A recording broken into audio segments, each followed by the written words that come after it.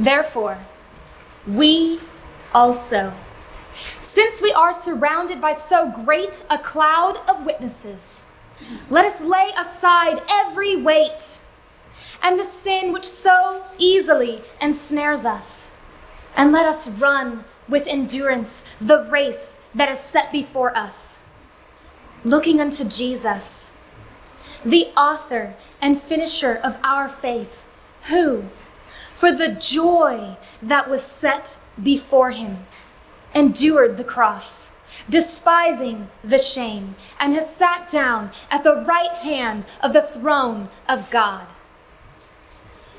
For consider him who endured such hostility from sinners against himself, lest you become weary and discouraged in your souls. You have not yet resisted to bloodshed, striving against sins.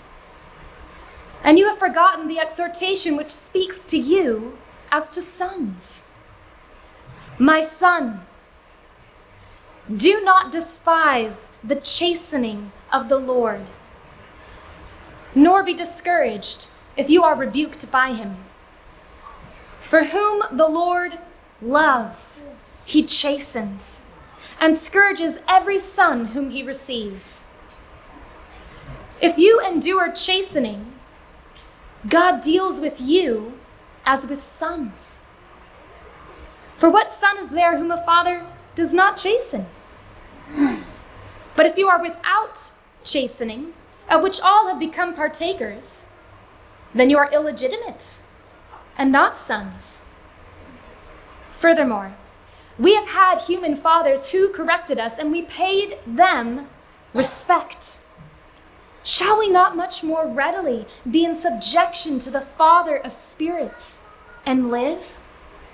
They indeed chastened us for a few days, as seemed best to them, but he for our profit, that we may be partakers of his holiness.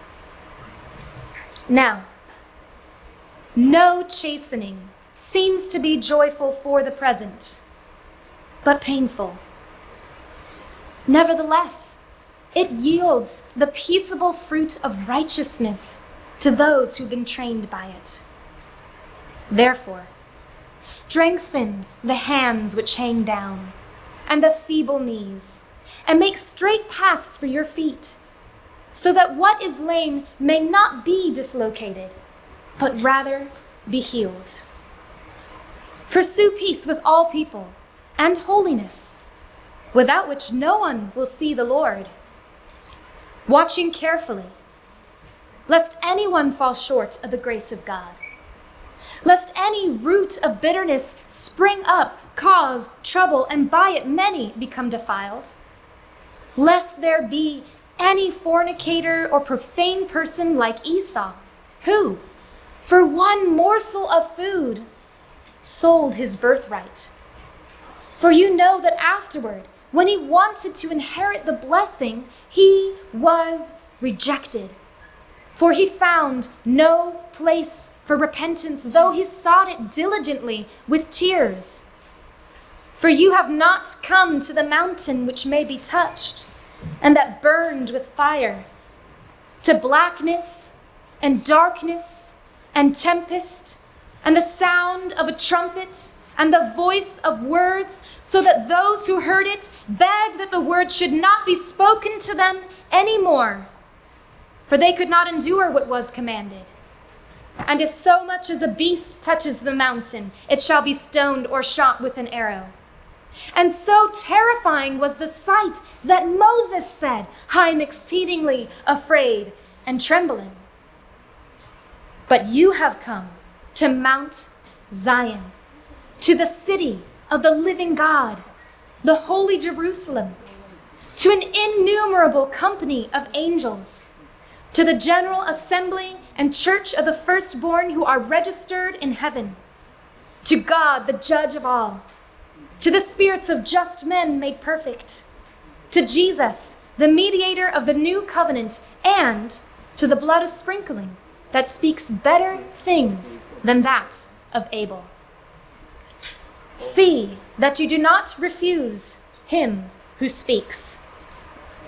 For if they did not escape who refused him who spoke on earth, much more shall we not escape if we turn away from him who speaks from heaven, whose voice then shook the earth, but now he has promised, saying, Yet once more I shake not only the earth, but also heaven. Now this yet once more indicates the removal of those things that are being shaken as of things that are made, so that the things which cannot be shaken may remain. Therefore, since we are receiving a kingdom which cannot be shaken, let us have grace, by which we may serve God acceptably with reverence and godly fear.